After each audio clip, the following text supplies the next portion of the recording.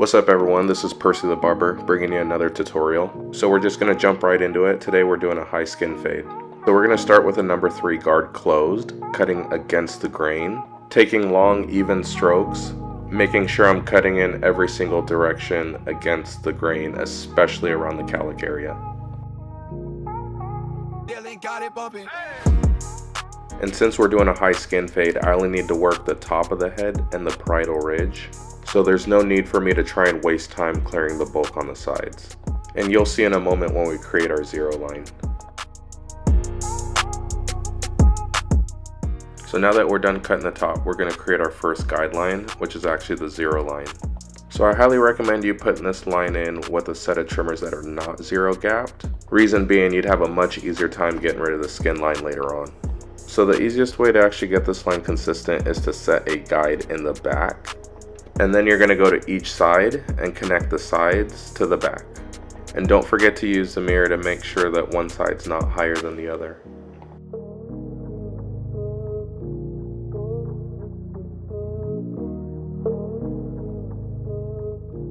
Alright, so when it comes to clearing out the bottom, you cannot rush this step. I repeat, you cannot rush this step.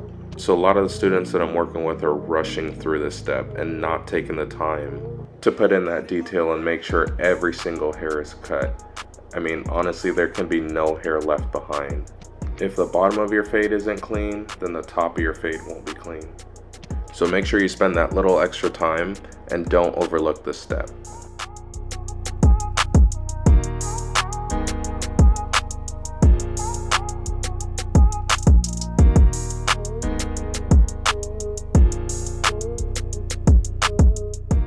And as you can see, I'm still spending time on this. Like, that's how clean the bottom of the fade has to be.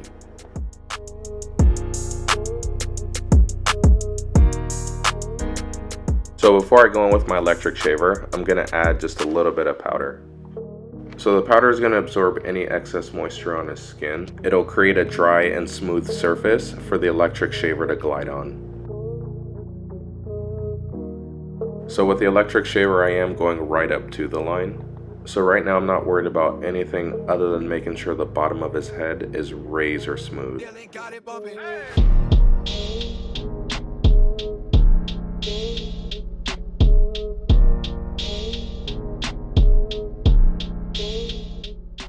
And again, I can't stress enough on how important it is to make sure the bottom portion of your fade, the actual zero, is a complete zero. You really got to take the time and making sure that every single hair is cut. So before I start fading, I'm going to pull out my trimmers and start to create the transition from my electric shaver to my fading clipper. So for those of you struggling to remove that bald line, this will definitely help you out. You can definitely nudge this up about no more than 1/4 inch just to create just a little bit of stubble, and that'll help you out later on when you're trying to get rid of that zero line. Alright, so I'm going to create my first guideline with the blade all the way open. I'm going to take this guideline all the way around the head, probably right about 1 inch. Generally, I like my open blade guideline to be my biggest guideline. Reason being, because that's the foundation of your fade. That's literally what the whole entire fade is going to sit on. If this part blends out flush and everything looks good, 9 times out of 10 the rest of the fade is just literally going to fall right into place. So now to get rid of the line at the bottom, I'm going to close the clipper all the way. Another thing I'm going to do is keep the clipper flat and maintain pressure on the head. So when you're working your close to open method, essentially what you're doing is nudging the line up. Once you see the line move up just a little bit, you're going to open up the clipper slightly, add just a little bit more length is what you're doing, and then you're going to work right above that. And then you're going to repeat all of those steps until you get to the very, very top of the guideline. And your clipper is going to be all the way open at that point.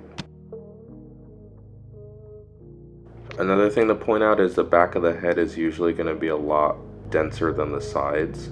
So what that means is your blend is going to be just a little bit tighter in the back. So as an example, if you had a line all the way around someone's head and the number 1 guard was going to blend that out, you're probably going to need the half guard in the back to get that consistent transition all the way around. So the 1 guard will blend the hair on the sides, but you're going to need the half guard in the back just to match and get that same level of gradiency. So that's what I mean by your fade's just going to be a little bit tighter in the back, just so the back matches up with the sides, and you're basically compensating for the shadow and the additional darkness and the thickness in the hair.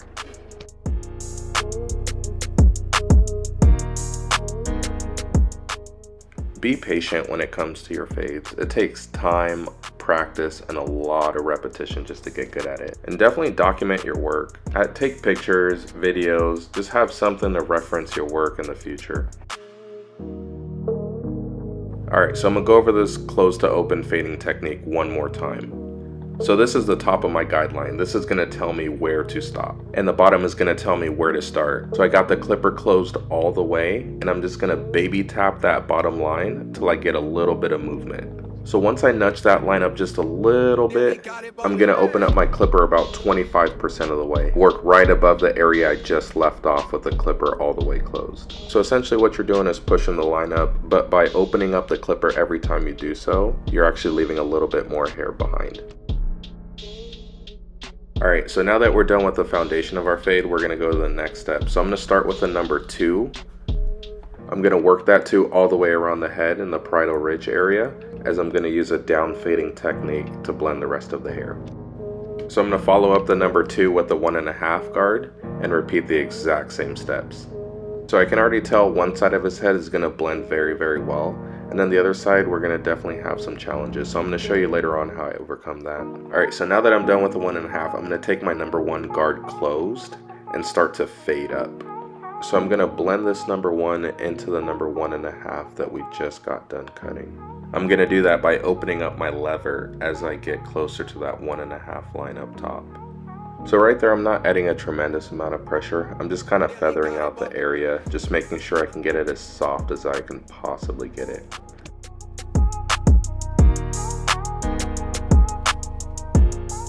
Alright, and finally we're going to get to that half guard. That half guard is just going to blend out that last little line and connect the whole entire haircut. So I'm going to sit back, let you guys kind of just observe this and see how I just add a little bit more length time and time again. Tilt my clipper at whatever angle I need to just to get a feathering effect and make sure I don't cut too much when I'm in that very, very high area where that 1.5 and that 1 was earlier.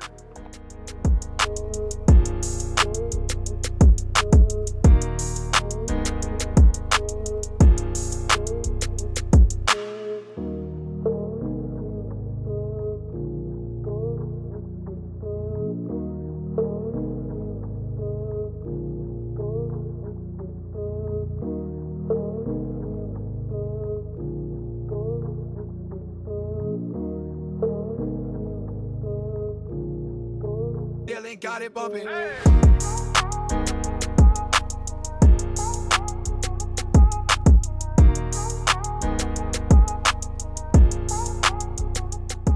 So I told you guys earlier there was one side that blended well, and then there was another side that was far more difficult. So you're going to run into this situation more often than not. You're going to go through all your steps and realize that the fade isn't as good as you want it, or it doesn't look exactly the same on both sides. So then you're going to have to get creative and learn just several techniques to kind of help you manually blend or artificially blend or create the illusion that the hair is blended. So one technique is texturizing shear over comb. There are a lot of other techniques that you can use, and I'll be going over some of those in later videos for you guys.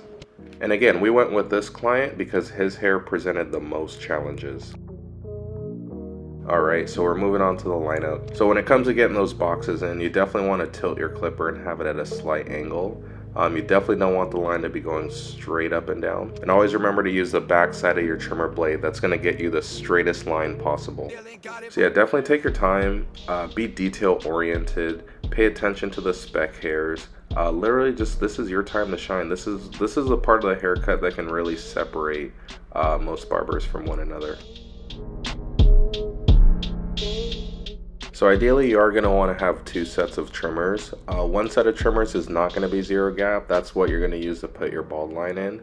And then you're going to have another set of trimmers that are zero gap, like these Babelous that I have here. So the zero gap trimmers are going to get you a closer cut, a more harsh line. and it'll really help you get that nice strong edge up in there. When it comes to trimmers, a lot of people overlook comfort and ergonomics. That's key, that's critical. You gotta have a trimmer that feels comfortable, feels good in your hand, and allows you to maneuver the way you need to get the job done. Alright, so now we're going in with the straight razor. So that razor is really going to add a fourth dimension to the haircut, just really seal the deal and just add that wow factor to it.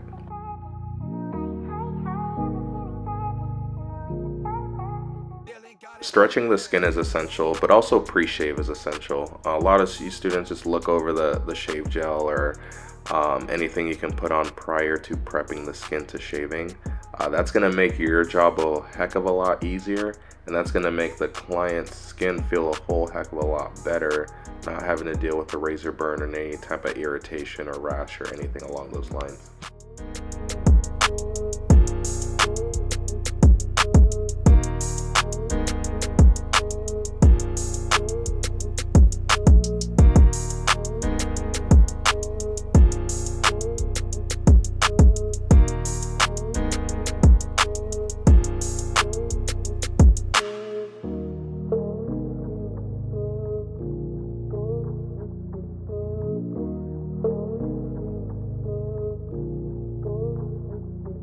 Alright, and here's the final product for you guys. Definitely let me know what you think. Drop a like, comment, or subscribe to my YouTube channel. Hopefully you guys were able to pick up a few gems or a few techniques here and there that'll definitely help you out. And always be in that learning state of mind. Thanks again for watching, guys. I'm signing out.